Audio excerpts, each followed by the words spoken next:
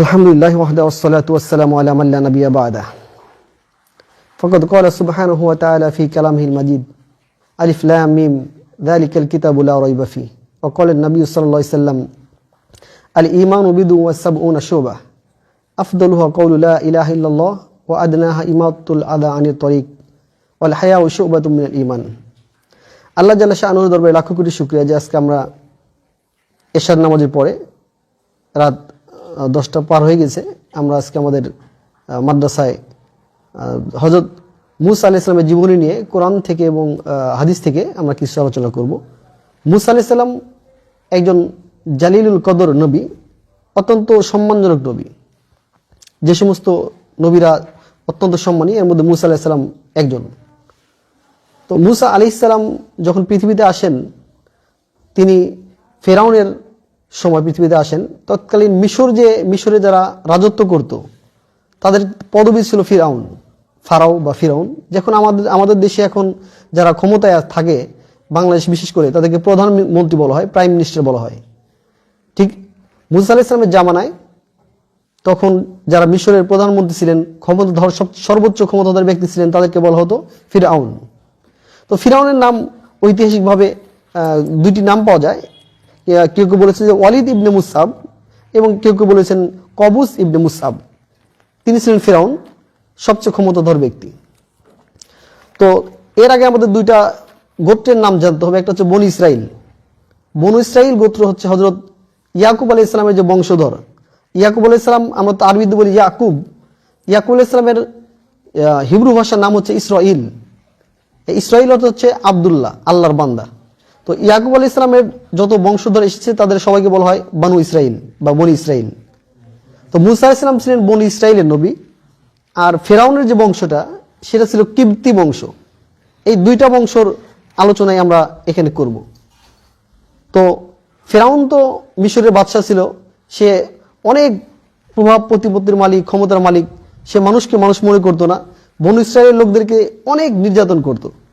সে এক সময় বলে উঠলো যে আনা রব্বুকুমুল আলা, আমি সবচেয়ে বড় রব, আমি তোমাদের রব, আমি তোমাদের আল্লাহ। সে এটা বলে উঠলো। তো ফেরাউনকে তৎকালীন দুইটা বর্ণনা আসছে যে আমরা জানি ইব্রাহিম আলাইহিস সালামের প্রথম স্ত্রী হযরত সারা আলাইহিস সালাম, তাকে নিয়ে একসময় তিনি যাচ্ছিলেন। প্রতিমধ্যে মিশরের তৎকালীন বাদশাহ তার স্ত্রীকে নিয়ে অপমান করার চেষ্টা করে।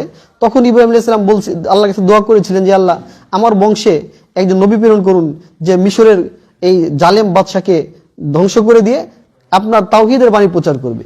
এই ঘটনাটা বনু ইসরাইলের মধ্যে বংশের পর বংশ চলতে লাগছিল যে আমাদের মাঝখান থেকে বনু ইসরাইল থেকে একটা ছেলে জন্ম নিবে, সেই ছেলেটা মিশরের যে জালেম বাদশা তাকে ধ্বংস করে ফেলবে। এই একটা বর্ণনা। আরেকটা বর্ণনা যে ফেরাউনকে গণলোকে সে বলল যে ফেরাউন, আপনি তো অনেক ক্ষমতার মালিক, তো আপনার এর রাজত্ব থাকবে না, কিছুদিনের মধ্যেই বনু ইসরাইল একটা সন্তান জন্মগ্রহণ করবে, যে সন্তান এসে আপনার রাজত্বকে ধ্বংস করে দিবে। তখন তো ফেরাউন চিন্তায় পড়ে গেল যে আমার ক্ষমতা তো টিকবে না। তখন সে বলল কি করা যায় তাহলে। তখন তাকে পরামর্শ দিল যে বনু ইসরায়েলে যত ছেলে সন্তান হবে সবাইকে আপনারা জবাই করে ফেলেন, কোন ছেলে সন্তান যাতে জীবিত না থাকে, আর মেয়ে সন্তান থাকলে সমস্যা নেই। তো ফেরাউন আদেশ জারি করে দিল যে বনু ইসরায়েলের, আর এই বনু ইসরায়েল ছিল মিশরে তখন আসছিল। আসার পরে বনু ইসরায়েলের লোকদেরকে অনেক নির্যাতন করতো ফেরাউনের বাহিনীরা, কিন্তু কিপ্তিদেরকে তারা খুব সম্মানের আসনে বসাতো, সুযোগ সুবিধা দিত। কিন্তু যারা বনু ইসরায়েলের তাদেরকে নির্যাতন করতো, ছেলেদেরকে জবাই করতো আর মেয়েদেরকে জীবিত রাখতো, এদেরকে দাসী বানিয়ে রাখতো, এদেরকে চাষাবাদ করাতো, উৎপাদনের কাজে শ্রমিক হিসেবে ব্যবহার করতো, মোট কথা এক কথায়। তো কোন ছেলে সন্তান হওয়ার সাথে সাথে ফেরাউনের বাহিনী যে তাকে সরাসরি জবাই করে ফেলতো। এটা কোরআনে আছে যে ইউযাববিহুনা আবনাআহুম, যে তাদের সন্তানদেরকে, ছেলে সন্তানদেরকে তারা জবাই করতো। তো ইতিমধ্যে মূসা আলাইহিস সালাম তার মায়ের পেটে চলে এসেছেন। তার মা চিন্তিত হয়ে গেল যে আমি কি করব, আমার ছেলে যখন হবে আমি তাহলে কি আমার ছেলেকে জবাই করে ফেলবে। তখন আল্লাহ তাআলা তার মাকে আদেশ করলেন, তাকে ইশারা দিলেন যে তুমি ভয় পেও না। এরপর থেকে যখন মূসা আলাইহিস সালাম জন্মগ্রহণ করলেন, এরপরে কি আলোচনা আমরা যদি সূরা আল কসাসের মধ্যে আল্লাহ তাআলা বিস্তারিতভাবে বলেছেন যে মূসা আলাইহিস সালামের মাকে আল্লাহ তাআলা কি বলেছিলেন। ওয়া আওহাইনা ইলা উম্মি মূসা, আল্লাহ বলছেন যে আমি মূসার মাকে ইশারা দিলাম, ইঙ্গিত দিলাম, ইলহাম করলাম, আন আরদিহি, যে তুমি তোমার সন্তানকে দুধ পান করো, তুমি কোনো ভয় পেও না, সন্তান হয়ে গেছে, খুব গোপনে রেখে দিছে। কারণ যদি আশেপাশের লোক জানে যে বনী ইসরাইল একটা সন্তান জন্ম গ্রহণ করেছে, তাহলে তাকে জবাই করে ফেলবে। এই জন্য গোপনে রেখে দিছে। তো আল্লাহ তার মাকে বললেন, আর দিহি, তুমি তাকে দুধ পান করাও। ফাইদা খিফতি, যখন তুমি ভয় পাবে, আলাইহি, যে তাকে জবাই করে ফেলবে, তুমি তখন ফাআলকিহি ফিল ইয়াম্মি, তখন তুমি তাকে সমুদ্রে অর্থাৎ নীল নদে, তাকে নদীতে তাকে ভাসিয়ে দিও। একটা বাক্স তৈরি করে বাক্সের মধ্যে তাকে বাক্সটা আটকায় নদীর মধ্যে তুমি ছেড়ে দিবা। ওয়ালা তাখাফি, মুসা আলাইহিস সালাম মা সেই কাজই করলেন আল্লাহর নির্দেশ মতো। একটা বাক্স বানিয়ে মুসা আলাইহিস সালাম ছোট বাচ্চাকে এই বাক্সের মধ্যে রেখে বাক্সটা নীল নদে ভাসিয়ে দিলেন। আল্লাহ বলতেছেন, ওয়ালা তাখাফি, হে মুসার মা, তুমি ভয় পেও না যে তোমার ছেলে সমুদ্রে নদীতে ডুবে মারা যাবে, এই ভয় তুমি পেও না। ওয়ালা তাহজানি, এবং তুমি চিন্তিত হয় না, কোনো টেনশন নাই। ইন্না রাদ্দুহু ইলাইকি, তুমি জেনে রাখো তোমার ছেলেকে আমি তোমার কোলে ফেরত দিব। সুবহানাল্লাহ। যে তোমার ছেলে ডুববেও না, ফেরাউন ধ্বংস করতে পারবে না, আমি ওয়াদা দিচ্ছি তোমার ছেলেকে আমি তোমার কাছে ফেরত দিব। এরপর বলছেন, ওয়াজাইলুহু মিনাল মুরসালিন, আরেকটা সুসংবাদ শোনো, তোমার ছেলেকে, এটা সাধারণ কোনো ছেলে না, আমি তাকে রাসূল হিসেবে নির্বাচিত করেছি। সুবহানাল্লাহ। অর্থাৎ ছোট থাকতেই আল্লাহ তার মাকে সুসংবাদ দিয়ে দিলেন যে তোমার ছেলে একজন কি হবে, নবী হবে, সুসংবাদ দিলেন। এরপরে যখন মুসা আলাইহিস সালামের মাকে আল্লাহ আদেশ দিলেন, তখন তাকে দিয়ে দিলেন। দিয়ে দেওয়ার পরে এই নীল নদের একটা শাখা দিয়ে যাইতে যাইতে ফেরাউনের বাড়ির কাছ দিয়ে সেই সিন্দুকটা ভেসে যাচ্ছে। তখন ফেরাউন অথবা তার স্ত্রী আসিয়া অথবা তার লোকজন যখন দেখতে পেলেন যে নদী দিয়ে ভেসে যাচ্ছে একটা বাক্স, এটাকে তুলে নিয়ে আসলেন, নিয়ে এসে সেটা বাসায় নিয়ে গেলেন। তো ফাল তাকাতাহু, অতঃপর তা সেটাকে তুলে নিল আলু ফিরাউন, ফেরাউনের লোকজন সেই বাক্সকে তুলে নিল। লিয়াকুনা লাহুম আদুওয়া ওয়া হাজানা, যাতে করে তাদের জন্য একটা, এটা ভবিষ্যতে শত্রু হবে, তারা তো জানে না। কারণ মুসা আলাইহিস সালাম যাতে পৃথিবীতে না আসতে পারে, এই জন্য ফেরাউন অসংখ্য বনী ইসরাইলের শিশুদেরকে জবাই করেছে। কিন্তু সেই শিশুটাকে যে তার মুসা হবে সে জানতেছে না, শিশুটাকে কোলে নিয়ে আসলো ফেরাউন এবং তার বাহিনীরা। এরপরে ৮ নম্বর আয়াত থেকে ৯ নম্বর আয়াত বলতেছেন, ওয়াকালাত ইমরাআতু ফিরআউন, যখন ওই বাচ্চাটাকে দেখতে পেলেন, বাক্স খুলে যে একটা বাচ্চাটাকে দেখে ফেরাউনের স্ত্রী বলতেছে, কুররাতু আইনিল লি ওয়ালাক, যে এই ছেলেটা আমার তো সন্তান নেই, আমার এবং আপনার চক্ষু শীতলকারী হবে, একে আমরা প্রতিপালন করি। লা তাকতুলুহু, হে ফেরাউন, আপনি এই ছেলেটাকে, বাচ্চাটাকে হত্যা করেন না। আসা আইয়ানফাআনা, ভবিষ্যতে অতি শীঘ্রই সে আমাদের উপকার করবে। আমাদের যে ছেলে সন্তান নাই, আপনি একজন রাজা বাদশাহ, আপনার কোনো সন্তান নেই, ছেলে সন্তান নেই, তো এই ছেলেটা আমাদের ভবিষ্যতে উপকার করবে। আও নাত্তাখিযুহু ওয়ালাদা, অথবা আমরা এই ছেলেটাকে নিজের ছেলে হিসেবে গ্রহণ করি। তো ফেরাউন এটা মেনে নিলেন। ওহুম লা ইয়াশউরুন, তারা বুঝলো না। ওয়া আসবাহা ফুআদু উম্মি মুসা ফারিগ, এদিকে মুসা আলাইহিস সালামের মা চিন্তিত ছিলেন যে আমার ছেলের কি হয়, ফেরাউন তো ধরে নিয়ে গেছে, তাকে জবে করে ফেলবে কিনা। এদিকে সে তার মুসা আলাইহিস সালামের মা তার মেয়েকে, মুসা আলাইহিস সালামের বোনকে বলল যে তুমি যাও, এই বাক্সের পিছনে পিছনে যাবা, যে বাক্সটা কোন দিকে যায়, দেখো কোথায় যাচ্ছে। ওয়াকালাত লিউখতিহি, মুসার মা তার বোনকে বলল, কুসিহি, তুমি এটার পিছনে পিছনে তালাশ করো, খুঁজতে খুঁজতে যাও। ফাবাসুরাত বিহি আন জুলবিন, এই বোনটা পিছন থেকে এক সাইড থেকে দেখতেছিল কি ঘটনা হচ্ছে। যখন সে দেখতে পেল যে সেই মুসাকে ফেরাউনের বাড়িতে নিয়ে গেল, এখন তো ফেরাউনের মনকে আল্লাহ গলায় দিলেন। ফেরাউনও বলতেছে ঠিক আছে আমি পালবো, কিন্তু এখন বাচ্চাটাকে দুধ পান করাবে কে? কে দুধ পান করাতে পারবে? কয়েকজন ধাত্রী মহিলা যারা দুধ পান করায়, তাদেরকে ডেকে সে দুধ পান করাই দিচ্ছে, কিন্তু কোনো মায়ের দুধ পান করতেছে না মুসা আলাইহিস সালাম। কারণ আল্লাহ ওয়াদা দিছে, হে মুসা, হে মুসার মা, আমি তোমার সন্তানকে তোমার কোলে কি করব, ফেরত দিব। এই জন্য কোনো মহিলার, কোনো মায়ের দুধ পান করতেছে না। তখন সেই তার বোন যায় বললো যে আমার কাছে একজন ধাত্রী আছে, একজন মা আছে, তার দুধ পান করবে। পরে বলছে ঠিক আছে নিয়ে আসো। তখন তার মাকে সে নিয়ে আসলো, নিয়ে এসে তার মায়ের দুধ সাথে সাথে পান করা শুরু করলো, তার নিজের মা। এরপরে ফেরানো বললো ঠিক আছে তুমি বাচ্চাটাকে নিয়ে যাও, আমার ছেলেটাকে নিয়ে যাও, তুমি দুধ পান করাবে, আমি তোমাকে মাসিক বেতন দিব। সুবহানাল্লাহ, নিজের সন্তানকে দুধ পান করাচ্ছে, আল্লাহর উল্টা বেতনের ব্যবস্থা করে দিলেন। তো মাঝে মাঝে মুসা আলাইহিস সালামের মা সেই সন্তানকে, মুসাকে নিয়ে যায় ফেরাউনের বাড়িতে দেখাইতেন যে আপনার সন্তান এত বড় হয়ে গেছে। এবং মাঝে মাঝে আসিয়াও আসতো, এসে দেখে যেত যে বাচ্চাটা কত বড় হয়েছে। যখন বাচ্চাটা বড় হয়ে গেল, এরপরে ফেরাউনের বাসায় দিয়ে আসলেন। দিয়ে আসার পরে দেখেন ঘটনা কি হচ্ছে এখানে, খুবই মজার ঘটনা। ওয়ালাম্মা বালা আশুদ্দাহু ওয়াস্তাওয়া, যখন সে শক্তিশালী হয়ে গেল, যুবক হয়ে গেল।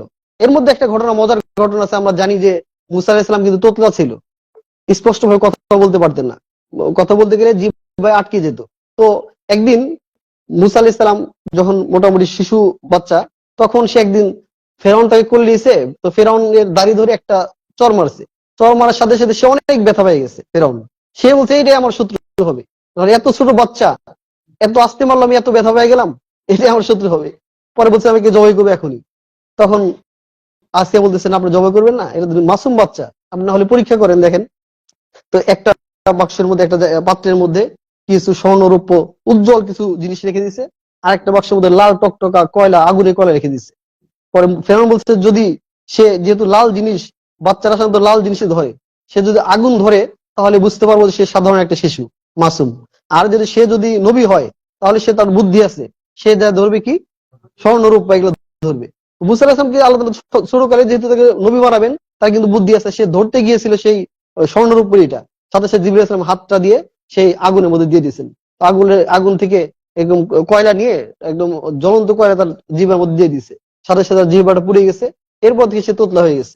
তো যখন এরপর শক্তিশালী হয়ে গেল, বয়স হয়ে গেল, মোটামুটি যুবক হয়ে গেছে, তো আল্লাহ বলছেন যে আতাইনাহু হুকমান ওয়া ইলমা, আমি তাকে প্রজ্ঞা এবং জ্ঞান দান করলাম। সে অন্য মানুষ যেটা না বোঝে সে সেটা বুঝতে পারতো। তো আমি আগে বলেছি যে মুসা আলাইহিস সালামের যে গোত্র, সে গোত্রের নাম ছিল কি বনু ইসরাইল, আর ফেরাউনের বংশের নাম কিপ্তি বংশ। তো এরপরে একদিন ওয়াদাখালাল মাদিনাতা আলা সালাম, ওই কিপ্তি লোককে বুঝালো তুমি ঝগড়া করছো কেন, তুমি তার উপর জুলুম করতেছে কেন। সে বুঝলো না। একসময় সে রাগ হয়ে মুসা আলাইহিস সালাম ফাওয়াকাযাহু, মুসা আলাইহিস সালাম তাকে একটা ঘুষি মারলেন। আর নবীদের ঘুষি অনেক শক্তিশালী হয়, একজন নবীর শরীরে 40 জন যুবকের শক্তি থাকে। ফাওয়াকাযাহু, একটা ঘুষি মারলেন। ফাকাদা আলাইহি, তার কাজ শেষ হয়ে গেল। এক ঘুষিতে সে লোকটা কি হলো, মারা গেল। এরপরে মুসা আলাইহিস সালাম বলে হ্যাঁ এটা কি করলাম, আমার তো মারার ইচ্ছা ছিল না, আমি তো মারতে চাই নাই। সে বললো যে হাদা মিন আমালি শাইতান, যে এটা তো শয়তানের পক্ষ থেকে, আমি তো তাকে মারতে চাই না, শাসন করতে চেয়েছিলাম, কিন্তু সে মারা গেল। তো তাকে সে এটা ছিল ইন্নাহু আদুবুন মুদিল্লুম মুবিন, সে তো শয়তান, তো আমাদের প্রকাশ্য শত্রু, মানুষকে গোমরাহ করে দেয়। এরপরে সে রাত্রে আর এই চিন্তায় বাড়ি গেল না, আমি কি কাজটা করলাম, বাসায় গেল না, রাত্রে খেয়েছিল। পরদিন সকালে আবার ওই লোকটা আরেকজন লোকের সাথে ঝগড়া করতেছে। তখন ওই লোকটা ডাকতেছে মুসা আমাকে সাহায্য করো। তখন বলো তুমি গতকালকে ঝগড়া করলে, আজকে ঝগড়া করতেছো, তুমি তো লোক ভালো না। তখন সেই লোক বলছে যে তুমি তো খারাপ, তুমি গতকাল একজন লোককে খুন করে ফেলছো, তুমি খুনি। তখন মুসা দেখলো যার জন্য আমি যার উপকার করলাম সে আমার কাছে খুনি বলতেছে। তখন বলে তুমি আসলে খুব একজন জাহেল লোক, খুব খারাপ লোক, আর আমি মানুষকে কখনো, জাহেলদেরকে, পাপীদেরকে আমি কখনো সাহায্য করব না। ইতিমধ্যে যখন এই ঘটনা ফেরাউনের রাজমহলে চলে গেল, তখন ফেরাউনের সবাই বললো যে না, মুসাকে আর জীবিত থাকতে দেওয়া যাবে, তাকে হত্যা করতে হবে, কারণ এই ভবিষ্যতে আপনাকে ধ্বংস করে ফেলবে। এই খবরটা ওই ফেরাউনের বাড়ির একজন রাজদরবারের একজন লোক এসে মুসাকে জানালো, মুসা তুমি যাও না বাড়িতে, তুমি গেলে তোমাকে হত্যা করে ফেলবে। তখন মুসা আলাইহিস সালাম সেখান থেকে এই শহর মিশর ত্যাগ করলেন। ত্যাগ করে সে অন্য জায়গায় যাবে। তখন ফাখরাজা মিনহা খাইফান, সে ভীত অবস্থায় সেই মিশর শহর ত্যাগ করলো। ত্যাগ করে সে যাচ্ছে, সে যাইতে যাইতে বর্তমান যেটা জর্ডান শহর দেশ, এই জর্ডানের মাদিয়ান নামক একটা এলাকায় সে পৌঁছে গেল। যাই সে একটা গাছের নিচে বসে সে রেস্ট করতেছে এবং আল্লাহর কাছে দোয়া করতেছে, আল্লাহ আমার তো কোনো রিজিকের ব্যবস্থা নাই, আমি কোথায় থাকবো, কিভাবে চলবো, আমার একটু আপনি ব্যবস্থা করে দেন। ইতিমধ্যে সে যখন ওখানে পৌঁছে গেল, ওয়ালাম্মা ওয়ারাদা, সূরা আল কসাসের 23 নম্বর আয়াত থেকে, ওয়ালাম্মা ওয়ারাদা মা আমাদিয়ান, যখন সে মাদিয়ানের একটা কূপের কাছে বসলো, ওই সময় তার টিউবওয়েল ছিল না, ট্যাপ ছিল না, ঝর্ণা ছিল না, কূপ ছিল, নদী ছিল। তো কূপের কাছে পৌঁছলো, তখন সে দেখতে পেল ওয়াজাদা আলাইহি উম্মাতান, সেখানে একদল লোককে দেখতে পেল। সে একদল লোক মিনান নাস ইয়াসকুন, ওই সমস্ত লোক হচ্ছে তাদের গবাদি পশুকে, মেষ, ভেড়া, ছাগল, এগুলোকে বিকালবেলা পানি পান করাচ্ছিল তো কূপ থেকে। ওয়াজাদা মিন দুনিহিম, কিন্তু দেখলো এই লোকদের পিছনে ইমরাতাইন, দুইজন মেয়ে, তাজুদান, সে এই দুইটা মেয়ে তাদের এই মেষগুলাকে, বকরিগুলাকে রক্ষা করতেছে, রক্ষণাবেক্ষণ করতেছে, অর্থাৎ তারাও পানি পান করাবে। কয়লা মুসা সেই মেয়েদের কাছে গিয়ে বলল, মা খতবুকুমা, তোমাদের কি সমস্যা, তোমরা এখানে দাঁড়িয়ে আছো কেন, বাসায় যাচ্ছ না কেন, সন্ধ্যা হয়ে যাচ্ছে। এই মেয়ে দুটো বললো, কয়লাতা, মেয়ে দুজন বলল, লা নাসকি হাত্তা ইউসদিরা রিআউ, যতক্ষণ পর্যন্ত এই পুরুষ রাখালরা তাদের গবাদি পশুকে পানি পান করায় চলে না যাবে, ততক্ষণ পর্যন্ত আমরা পানি পান করাবো না। কারণ আমরা পুরুষদের সাথে ধাক্কা টাক্কা দিয়ে একদম গায়ে গায়ে লেগে জোর করে সেখানে পানি পান করতে যাবো না। আমরা নারী, আল্লাহ আমাদেরকে সম্মান দিয়েছেন, আমরা পুরুষদের চেয়ে সেপারেট থাকবো। এখনকার মতো না, এখনকার যুগে রাস্তায় হাঁটলে তো মেয়েরা ধাক্কা দিয়ে চলে যায়, কর্ণপাতি করে না। পুরুষদের এসে ধাক্কা দিয়ে চলে যাচ্ছে, তার যে লজ্জাবোধটুকু নাই। আমরা তাদেরকে দেখে ভয় পাই, আমরা লজ্জাবোধ করি। কিন্তু কিছু মেয়েরা আছে, সবাই না, কিছু মেয়েরা আছে তারা পুরুষের গায়ে ধাক্কা ধাক্কি করতে যাচ্ছে, একসাথে ছেলে মেয়ে গায়ে গায়ে মিশে চাকরি করতেছে। অর্থাৎ তারা এই সেকুলার যে সিস্টেম, তারা চিন্তা করে আমাদেরকে সেটেল হতে হবে, আমাদের ক্যারিয়ার আছে, পুরুষদের সাথে তারা প্রতিযোগিতা করে তারা ক্যারিয়ার ডেভেলপ করছে। কিন্তু মুসা আলাইহিস সালামের হযরত শুআয়ব আলাইহিস সালামের মেয়ে দুজন, তারা কত সম্মানিতা এবং পর্দানিসীন, উচ্চ বংশীয় এবং পবিত্র নারী। তারা বলছে যে এই রাখালরা পানি পান করে চলে যাবে, এরপর আমি আমাদের গবাদি পশুকে পানি পান করবো।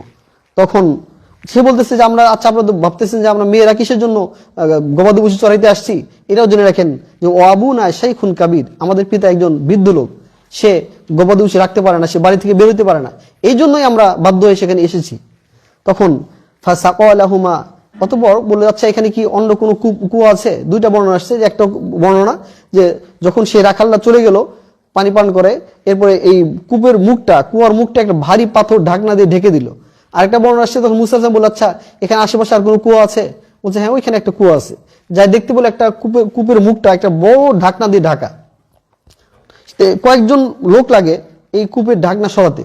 মুসা আলাইহিস সালাম এত শক্তিশালী, সে যে একাই পুরো ঢাকনাটা তুলে ফেলে সেই তার ওই মেয়ে দুটোর যে গবাদি পশু ছিল এগুলোকে পানি পান করাইলো। মেয়ে দুটো তাড়াতাড়ি বাড়িতে চলে গেল। তার বাবা বললো, কি বলো তোমরা আজকে তাড়াতাড়ি আসলে, প্রতিদিন তো একটু দেরি হয় তোমাদের। তখন মেয়ে দুটো তার বাপের কাছে, বৃদ্ধ বাপ হযরত শুআয়ব আলাইহিস সালামের কাছে এই ঘটনাগুলো বর্ণনা করলো, যে আব্বা এই কাহিনী, একজন শক্তিশালী যুবক আমাদেরকে সাহায্য করেছে।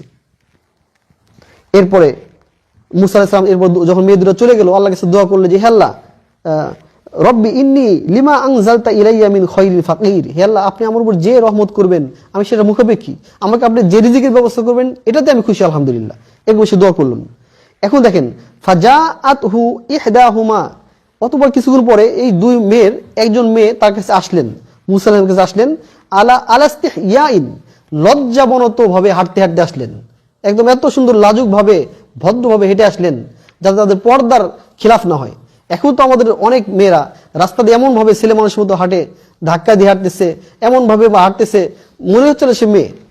একটা ভদ্র মেয়ে যেভাবে হাঁটে সেরকম তাদের মধ্যে সেই লাজুকতা থাকে না। কিন্তু শুআয়ব আলাইহিস সালামের মেয়ে, একদম কোরআনের ভাষাটা শুনুন, যে তার কাছে আসলো যে ফাজাআতহু ইহদাহুমা তামশি আলাস্তিহইয়াইন, তার কাছে একজন মেয়ে লজ্জাবনত ভাবে হেঁটে হেঁটে তার কাছে আসলেন। কলাত, এসে বললেন, ইন্না আবি ইয়াদউকা, যে আমার আব্বা আপনাকে ডেকেছেন। কিসের জন্য? লিয়াজজিয়াকা আজরা মা সাকাইতা লানা, আপনি যে কষ্ট করে আমাদের গবাদি পশুকে পানি পান করেন, আল্লাহ আমার পিতা আপনাকে কিছু পারিশ্রমিক দিবে। তো কিছুক্ষণ আগে কিন্তু মুসলিম দোয়া করেছিলেন যে আল্লাহ আমার কোনো ব্যবস্থা নাই, আমি মিশর থেকে চলে আসছি, টাকার ব্যবস্থা নাই, খাওয়ার ব্যবস্থা নাই, থাকার ব্যবস্থা নাই, একটা ব্যবস্থা করে দেন। আল্লাহ দোয়ার সাথে সাথে কবুল করে ওই শুআয়ব আলাইহিস সালাম পাঠিয়ে দিলেন তার মেয়েকে। এরপর যখন গেলেন, ফালাম্মা জাআহু, যখন তার মেয়েটার সাথে গেলেন, যে হযরত শুআয়ব আলাইহিস সালামের কাছে গেলেন, এর মধ্যে একটা ঘটনা, মেয়েটা দেখতে পেলেন যে মুসা আলাইহিস সালাম বললো যে হে মেয়ে, তুমি আমার পিছনে পিছনে হাঁটো, আমি সামনে যাচ্ছি, তুমি পিছন থেকে খালি ইশারা দিয়ে বলবা যে আপনি ডাইনে যান বা বামে যান। অর্থাৎ একটা মেয়েকে সামনে রেখে হাঁটা, এটা পর্দার খেলাফ। মুসা আলাইহিস সালাম কত ভদ্র এবং তাকওয়া সম্পন্ন মুত্তাকি ব্যক্তি, মেয়েটা সামনে হাঁটবে সে চাচ্ছে না, বলতেছে আপনি আমার পিছনে হাঁটেন, আমি সামনে হাঁটতেছি, আপনি পিছন থেকে আমি যদি ভুল পথে যাই আমাকে ইশারা দিবেন যে ডানে যাবো না বামে যাবো।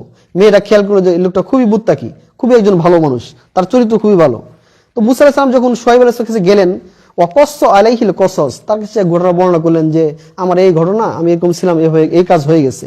কলা, শুআয়ব আলাইহিস সালাম সবকিছু শুনে বলেন, লা তাখাফ, তুমি ভয় পেও না, কোনো টেনশন করো না। নাজাউতা মিনাল কওমিজ যালিমিন, হে মুসা তুমি তো একটা জালেম বংশ থেকে তুমি নাজাত পেয়েছো, মুক্তি পেয়েছো, কোনো ভয় পেও না। ক্বালাত ইহদাহুমা, এই দুই মেয়ের মধ্যে একজন তখন তার বাবাকে বলল, ইয়া আবাতি, হে বাবা, ইস্তাজিরহু, আপনি তাকে পারিশ্রমিক হিসেবে, তাকে শ্রমিক হিসেবে আমাদের বাড়িতে রাখতে পারেন, আমাদের তো কোনো ভাই নাই, কাজ করার লোক নাই, আপনি শ্রমিক হিসেবে তাকে রাখতে পারেন। ইন্না খায়রা মান ইস্তাজারতা তাজারতাল কবিয়ুল আমিন, কারণ আপনি যে ব্যক্তি অধিক শক্তিশালী, শারীরিক এবং মানসিকভাবে শক্তিশালী, এরকম শ্রমিক রাখতে হয়।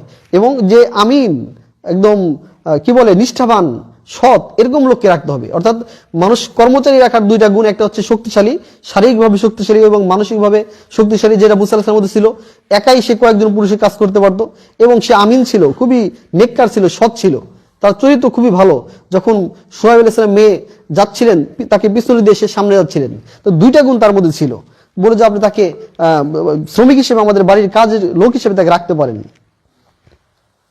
কলা সোহাইব আলাইহিস সালাম বললেন, ইন্নী উরিদু আন উনকিহাকা ইহদাব নাতাইয়া, হে মুসা, আমি এই দুই মেয়ের যে কোনো একজনকে তোমার সাথে বিয়ে দিতে চাচ্ছি, তুমি কি রাজি আছো? সে বলল, আলা আনতা জুরানি সামানিয়া হিজাজিন, যে এর মোহর হবে তুমি আমার বাড়িতে 8 বছর কাজ করবে, আমার 8 বছর শ্রমিকের কাজ করবে, এটাই হচ্ছে আমার মেয়ের বিয়ের মোহর। সে রাজি হয়ে গেল, আলহামদুলিল্লাহ। তো বলছে, ফাইন আতমাম, তা যদি তুমি আশ্রম, তুমি যদি 10 বছর পূর্ণ করো, আমি তোমাকে 8 বছর দিলাম, তুমি যদি 10 বছর করো, তো ফামিন ইংলিক, তাহলে এটা তোমার জন্য ভালো হবে, তোমাকে আমি পুরস্কৃত করব। এরপরে মুসা আলাইহিস সালাম রাজি হয়ে গেলেন, তার মেয়েকে বিয়ে করলেন। সেখানে 8 বছর পূর্ণ করে যখন টাইম তার পূর্ণ করলেন, কলা যালিকা বাইনি ওয়া বাইনাক আইয়ুমাল আজালাইনে কদাইতু, এরপর 2 বছর পূর্ণ করার পরে যখন এক সময় সে তার বলছে আমি মিশরে ফেরত যাব, অনেক বছর পরে তার স্ত্রীকে নিয়ে কিছু গবাদি দিয়ে দিলেন হযরত মুসা আলাইহিস সালাম। তো নিয়ে যখন যাচ্ছেন, তার স্ত্রীর পেটে বাচ্চা এবং শীতকাল, এখন স্ত্রীর বাচ্চা হবে, প্রসব বেদনা উঠে গেছে, রাস্তাঘাট অন্ধকার, কিছু দেখতে পাচ্ছে না। তখন বলো তোমরা একটু থাকো, আমি একটু আগুন নিয়ে এসি তোমাদের জন্য। তা আগুন নেওয়ার জন্য তিনি যাবেন, দেখতে পেলেন দূরে একটা পাহাড়ের উপরে একটা গাছের উপর থেকে আলো দেখা যাচ্ছে। তিনি ভাবলেন যে সেখান থেকে আমি কিছু আলো নিয়ে আসি। কল আলী আহলিহি, তার পরিবারকে বললেন, তার লোকদেরকে বললেন, তোমরা একটু থাকো, উমকুসু, তোমরা অবস্থান করো, ইন্নি আনাস্তু নারন, আমি তোমাদের জন্য আগুন নিয়ে আসবো, লাআল্লি আতিকুম মিনহা, কিছু আগুন নিয়ে তোমাদের যে প্রয়োজন আছে প্রয়োজন পূরণ করতে পারবা। এরপরে যখন সেখানে গেলেন মুসা আলাইহিস সালাম, কিন্তু এটা তো আগুন ছিল না, আল্লাহর পক্ষ থেকে সেটা আল্লাহর নূর ছিল। তো যাওয়ার পরে আল্লাহ তাকে বলতেছেন যে, হে মুসা, যে আমি তো কোনো আগুন নই, যে আনা রব্বুক, আমি তোমার রব। তখন বললো, ফাখলা না আলাইক, তুমি তোমার জুতাকে খোলো। এটা হচ্ছে তুর পর্বত, এটা তুর পর্বত, তুমি এখানে তোমার জুতাকে খুলে ফেলো, আমি তোমাকে নবুয়ত দিচ্ছি। এরপর তাকে বললেন যে, হে মুসা, তাকে তো বললেন তার ঈমান মজবুত করার জন্য, বললেন যে ওমা তিলকা বিয়ামিনিকা ইয়া মুসা, হে মুসা তোমার হাতে কি? মুসা আলাইহিস সালামের হাতে একটা লাঠি ছিল। হযরত শুআয়ব আলাইহিস সালাম যখন তাকে বিদায় দিচ্ছিলেন, তখন তাকে একটা লাঠি দিয়েছিলেন যে তুমি এই লাঠি নিয়ে যাও, লাঠি তোমার অনেক উপকার করবে। যখন সে লাঠি নিয়ে যাচ্ছেন, আল্লাহ বলেন যে ওমা তিলকা বিয়ামিনিকা মুসা, হে মুসা তোমার হাতে এটা কি?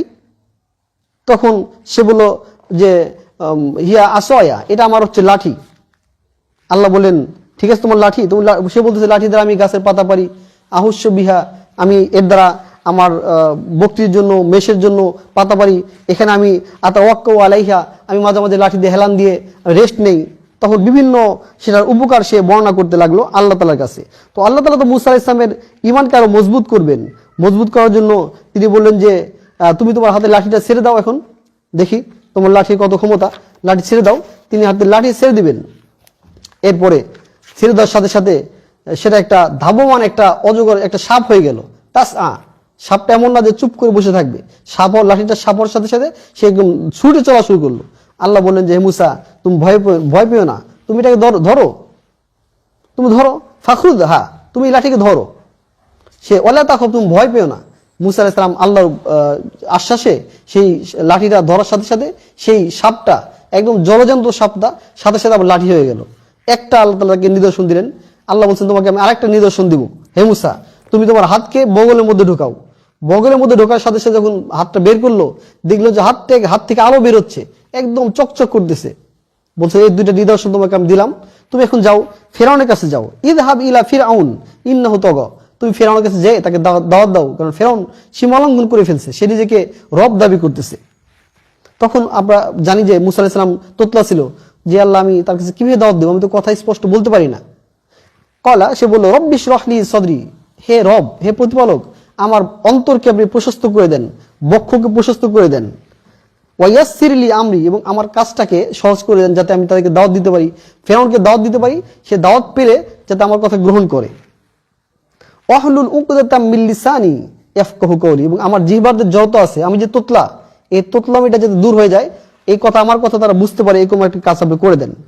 এবং ওয়াজআললি ওয়াজিরাম মিন আহলি, এবং আমার পরিবার থেকে আমার একজন ওয়াজির, একজন সঙ্গী বানিয়ে দেন, কারণ আমি একা একা দাওয়াত দিতে সেভাবে পারবো না। আমার হারুন আখি, আমার বড় ভাই হারুন যে আছে, হারুনকে আমার সঙ্গী বানিয়ে দেন। তো আল্লাহ তাআলা মুসা আলাইহিস সালামের দোয়াকে কবুল করলেন।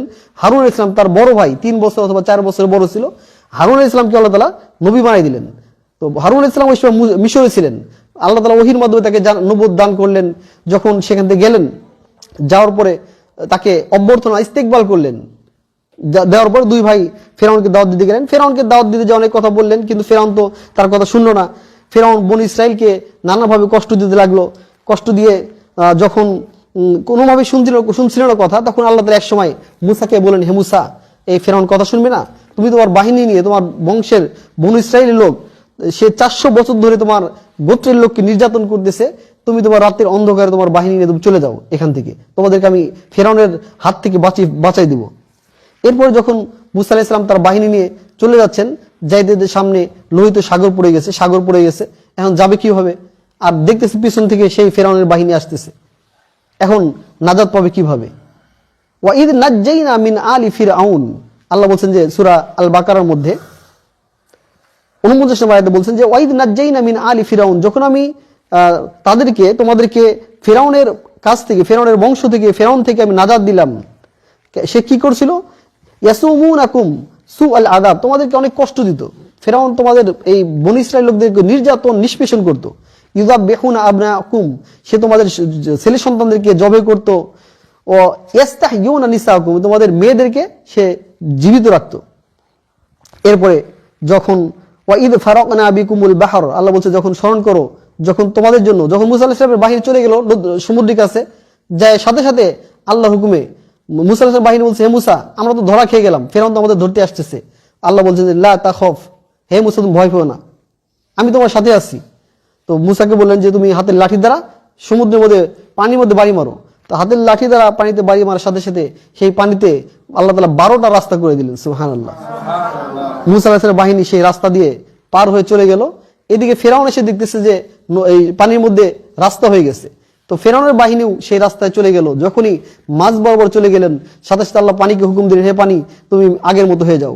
আগের মতো হওয়ার সাথে সাথে সবগুলো ফেরাউনের বাহিনী সহ সবাই সেখানে ডুবে মারা গেল, এবং মুসা আলাইহিস সালাম তার বাহিনী নিয়ে এসে চলে গেলেন। তো মুসা আলাইহিস সালাম এবার নাজাত পাওয়ার পরে দীর্ঘদিন পরে বিভিন্ন ঘটনা, অনেক সুন্দর সুন্দর ঘটনা আছে। এর মধ্যে একটা ঘটনা বলে আমি শেষ করব, যে মুসা আলাইহিস সালামকে সহিহ বুখারীর 47-27 নম্বর হাদিসে এসেছে যে একদিন তিনি বনী ইসরাইলের কাছে ওয়াজ করতেছিলেন, ভাষণ দিচ্ছিলেন। তো একজন বলল যে আইয়ুন নাসি আলামু, পৃথিবীর মধ্যে সবচেয়ে জ্ঞানী লোক, হে মুসা, এখন পৃথিবীর মধ্যে সবচেয়ে জ্ঞানী কে? তো মুসা আলাইহিস সালাম জানে যে আমি এখন জামানার নবী, আমি এই জামানার নবী, এই জন্য সে বলেছে যে আমি সবচেয়ে জ্ঞানী। তো কিন্তু সে তার বলা উচিত ছিল যে আল্লাহই ভালো জানে, আল্লাহু আলাম। সে তার ধারণা অনুযায়ী সে বলল আমি যেহেতু নবী, সে বলল আমি সবচেয়ে জ্ঞানী। তো ফাআতাবাল্লাহু আলাইহি, আল্লাহ তার উপর একটু অসন্তুষ্ট হলেন। হওয়ার পরে আল্লাহ বলেন, হে মুসা, তোমার চেয়ে একজন জ্ঞানী ব্যক্তি আছে, তুমি তার কাছে। সে বলল আল্লাহ আমি তার কাছে যাবো, যাই আমি একটু ইলম শিক্ষা করব। তখন আল্লাহ তাকে নির্দেশ দিলেন, তুমি একটা মাছ নিয়ে রওনা দিবা, যেখানে যে মরা মাছটা জীবিত হয়ে সমুদ্রে চলে যাবে, সেই সমুদ্রের পথে তুমি যাওয়ার পরে আমার সেই প্রিয় বান্দাকে দেখতে পাবা। এরপরে মুসা আলাইহিস সালাম তার ভাগিনা ইউসা বিন নুন, তাকে নিয়ে, ভাগিনা এবং শিষ্য ইউসা বিন নুনকে নিয়ে একটা মাছ নিয়ে যাচ্ছেন। হাঁটতে হাঁটতে হাঁটতে হাঁটতে সমুদ্রের কাছে যেয়ে একসময় তারা ক্লান্ত হয়ে গেলেন। মামা ভাগিনা মুসা এবং তার ভাগিনা আলাইহিস সালাম তারা পাথরের উপর মাথা দিয়ে ঘুমায় পড়লেন ক্লান্ত হয়ে। তো কিছুক্ষণ পরে সমুদ্র থেকে পানির ছিটা এসে সে মরা মৃত মাছের গায়ে যখন লাগলো, মাছটা জীবিত হয়ে সেই ব্যাগ থেকে বের হয়ে, তলে থেকে বের হয়ে সমুদ্রে চলে গেল। এটা তার ভাগনা দেখতে পাইলেন, ইউসা বিন নুন। কিন্তু সে আর মুসাকে বললেন না, ভুলে গেলেন, মুসা আলাইহিস সালামকে বললেন না। মুসা আলাইহিস সালাম ঘুম থেকে উঠে চলো যাই। আবার হাঁটতে হাঁটতে মুসাকে খাবার বের করো, ক্ষুধা লেগে গেছে। যখন সে খাবার বের করতে গেছে, সাথে সাথে তার মনে হলো কি মাছটা তো চলে গেছে। তখন মুসা আলাইহিস সালামকে বললেন যে হে মুসা, আল্লাহ নবী, এই মাছটা তো এখানে জীবিত হয়ে সমুদ্রে চলে গেছে। পরে মুসা আলাইহিস সালাম বলছে, আরে তুমি আমাকে বললে না কেন? আমি তো ওই জায়গাটা খুঁজতেছি যেখানে মাছ জীবিত হয়ে সমুদ্র চলে যাবে, ওই রাস্তাতেই আমরা আল্লাহ সেই বান্দাকে পাবো। তখন আবার তারা ব্যাক করলেন, পায়ের ছাপ ধরে ধরে সে তারা ব্যাক করে গেলেন, যা দেখতেছেন যে সমুদ্র যেখান দিয়ে মাছ গেছে সেখান থেকে একটা রাস্তার মতো হয়ে গেছে। সেই রাস্তা ধরে দুইজন চলে গেছেন, যাই দেখতেছেন যে একজন আল্লাহর বান্দা একদম চাদর দিয়ে, সবুজ চাদর দিয়ে একদম মুড়ি দিয়ে মুখ টুক ঢেকে ঘুমাচ্ছেন। তখন মুসা আলাইহিস সালাম সালাম দিলেন, আসসালামু আলাইকুম। তখন সে চাদরের মুখখান থেকে মুখ ঢাকা অবস্থায় বলতেছে, কে তুমি? এখানে আবার সালাম দিল কে? তুমি কি মুসা? বলছে, হ্যাঁ আমি মুসা, আমি এসেছি আপনার কাছে, আমি কিছু এলেম শিখতে চাই। তখন মুসা আলাইহিস সালামকে বললেন, না, তুমি আমার কাছে এলেম শিখতে পারবে না, কারণ তোমার ধৈর্য নাই। আমার কাছে থাকতে হলে তোমার ধৈর্য লাগবে। তখন বললেন, না, আমি ধৈর্য ধারণ করতে পারবো, আপনি আমাকে একটু সুযোগ দেন, আপনার কাছে আমি কিছু এলেম অর্জন করবো। মুসা আলাইহিস সালাম বললেন, না, তুমি এলেম অর্জন করতে পারবে না, তোমার তো ধৈর্য নাই। এরপরে বললো যে ঠিক আছে আমি পারবো, আমি আপনার সাথে কোনো প্রশ্ন করবো না। তখন খদির আলাইহিস সালাম, সেই লোকটার নাম হচ্ছে, আমরা বলি খিজির, শুদ্ধ নাম হচ্ছে খদির আলাইহিস সালাম। তো খদির তাকে বললেন যে তুমি কোনো কথা বলতে পারবে না, আমি যে সমস্ত কাজ করবো চুপ করে শুনবা, যদি কথা বলো তাহলে তোমাকে আমি বিদায় দিয়ে দিব। বলে ঠিক আছে ইনশাল্লাহ, আমি কোনো কথা বলবো না। ফানতলাক, এটা সূরা আল কাহফের মধ্যে বিস্তারিত ঘটনা, সূরা 60 নম্বর আয়াত থেকে আছে। ফানতলাক, তারা দুজন চলতে লাগলো। হাত্তা ইদা ওয়াকিবা ফিস সাফিনা, অতঃপর তার একটা কিছু যাওয়ার পরে সমুদ্রের মধ্যে, নদীর মধ্যে যে একটা নৌকা পেল, এই নৌকাতে দুজন পার হয়ে যাচ্ছিলেন। যখন নৌকা পার হবেন এর আগে খরাকলাহা, মুসা আলাইহিস সালাম সেই নৌকাটাকে সিদ্ধ করে দিলেন।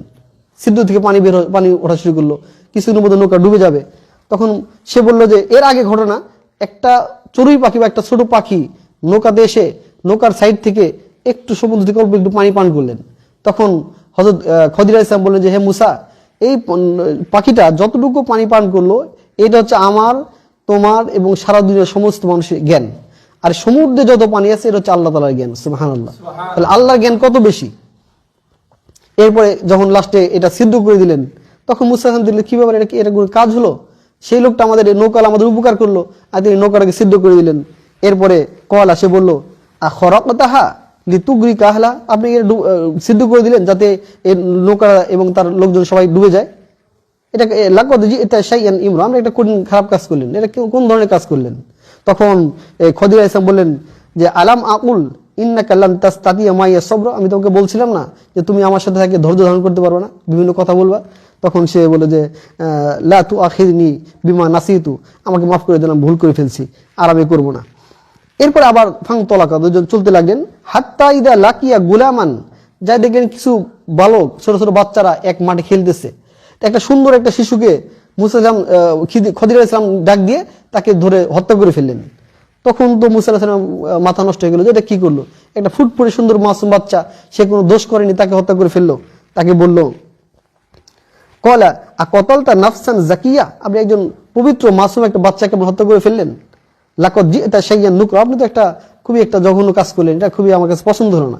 তখন আবার খদির আলাইহিস সালাম বললেন যে আলাম আকুল লাকা ইন্নাকা লান তাসতাতিয়া মাইয়া সবর, আমি কি তোমাকে বলছিলাম না যে তুমি আমার সাথে থেকে ধৈর্য ধারণ করতে পারবে না? তুমি তো কথা রাখতে পারতেছ না। সে আবার বললো যে আমি ভুল হয়ে গেছে, জান, আমি যদি আর আপনাকে প্রশ্ন করি তাহলে আপনি আমাকে রেখেন না। ফানতলাকা, এরপর আবার চলতে লাগলেন।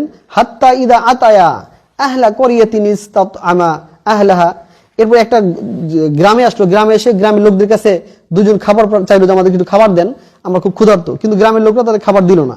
খাবার না দিল না, এরপরেও ওইখানে একটা দেয়াল ছিল, ওই দেয়ালটা হেলে পড়তেছিল। তো খদির আলাইহিস সালাম বললেন, আসলে আমরা দুজন মিলে দেয়ালটাকে সোজা করে দিই। তারা অনেক পরিশ্রম করে দেয়ালটাকে সোজা করে দিল। এরপরে মুসা আলাইহিস সালাম বললেন, এটা কি করলেন? আমরা তাদের কাছে খাবার চাইলাম আর আমাদেরকে মেহমান হিসেবে তারা খাবার দিল না, আর আপনি তাদের কাজ ফ্রিতে করে দিলেন। আপনি চাইলে তো ইচ্ছা করলে তাদের কাছে টাকা নিতে পারতেন, টাকা নিয়ে টাকাতে আমরা কিছু কিনে খাইতে পারতাম। তখন সে বললো যে তুমি তো অনেক সুযোগ দিছি, কিন্তু তুমি আমার কথা শুনে খেলে বারবার প্রশ্ন করছো। কলা সে বললো, হাদা ফিরাকু বাইনি ওয়া বাইনিক, এখনই তোমার এবং আমার মধ্যে আজকে থেকে সম্পর্ক শেষ, তুমি আমার সাথে থাকতে পারবে না। এখন আমি তোমাকে বলতেছি যে কিসের জন্য আমি এই কাজগুলো করলাম। আমি যে প্রথমে যে নৌকাটা সিদ্ধ করে দিলাম, আল্লাহ আমাকে ওহির মাধ্যমে জানিয়েছেন, আমাকে ইলহামের মাধ্যমে জানিয়েছেন যে কিছুদিন পরে একজন জালেম বাদশাহ এসে যত ভালো নৌকা আছে সব নৌকাগুলা ছিনিয়ে নিয়ে যাবে। আর এই লোকটা নৌকাওয়ালা খুবই গরিব মানুষ, এই নৌকা দিয়েই তার জীবিকার ব্যবস্থা হয়। এই জন্য আমি সিদ্ধ করে দিলাম, যাতে ওই জালেম বাদশাহ যখন দেখবে সিদ্ধওয়ালা নৌকা, এই নৌকাটা নিবে না। আমি তার উপকারের জন্য কাজটা করেছি। এরপরে যে ছেলেটাকে আমি হত্যা করলাম, আমি আল্লাহর মাধ্যমে জেনেছি যে এই ছেলেটা ভবিষ্যতে একজন কাফের এবং তার পিতামাতার অবাধ্য হবে, পিতামাতা অনেক কষ্ট পাবে, এই জন্য তাকে হত্যা করে ফেলেছি। এরপর আল্লাহ তাআলা, আমি আল্লাহর কাছে দোয়া করেছি যে একটা নেককার সন্তান এই ঘরে হবে। তৃতীয় যে আমি ওয়ালটা যে আমি মেরামত করে দিলাম, আল্লাহ আমাকে জানিয়েছেন যে ওই ওয়ালের নিচে এতিম সন্তানের কিছু সম্পদ আছে। এখন যদি ওয়ালটা ভেঙে যায় তাহলে সেই সম্পদগুলো বের হয়ে যাবে, আর লোকজন সব সম্পদগুলো নিয়ে নেবে, বাচ্চাগুলো আর পাবে না। এই জন্য আমি আল্লাহ প্রকৃত আদিষ্ট হয়ে আমি ওয়ালটা ঠিক করে দিলাম যে এই বাচ্চারা বড় হওয়ার আগ পর্যন্ত এটা কেউ নিতে পারবে না। বাচ্চারা যখন বড় হয়ে যাবে তখন তারা এখান থেকে নিয়ে তারা উপকৃত হবে। এগুলো সবই আল্লাহর আদেশে করেছি। তো মুসা আলাইহিস সালাম এত জলিল কদর নবী, এরপরেও আল্লাহ ওই সময় কিছু বিষয়ে তার সে জ্ঞানী লোক ছিলেন, হযরত খদির আলাইহিস সালাম। এই জন্য এলেম আমাদের থাকলেও আমরা কখনো অহংকার করতে পারবো না। আল্লাহ বলেছেন ফাওকা কুল্লি দি ইলমিন আলিমুন, প্রত্যেক আলেমের উপরেও আলেম আছে। এই জন্য এলেম শেখার জন্য অন্যতম শর্ত হচ্ছে, আজকে আমাদের এই অনুষ্ঠান আমরা শেষ করতে যাচ্ছি, যে তলিবুল ইলমদের জন্য আবশ্যক হলো আদব কায়দা বজায় রাখা উস্তাদদের সাথে। যেমন এখানে মুসা আলাইহিস সালাম তার উস্তাদ খদির আলাইহিস সালামের কাছে গিয়েছিলেন, তার সাথে কোনো বেয়াদবি করেননি, চুপ করেছিলেন, উস্তাদ যা বলে সেটাই শুনেছেন। এই জন্য আমরা যখন উস্তাদদের সাথে ভদ্রভাবে থাকবো, বিনীতভাবে থাকবো, আল্লাহ তাআলা আমাদেরকেও ইলম দান করবেন। তো মুসা আলাইহিস সালামের জীবনী অনেক লম্বা, আজকে আমরা এখানে শেষ করছি। ইনশাআল্লাহ যদি কখনো সুযোগ হয় মুসা আলাইহিস সালামের বাকি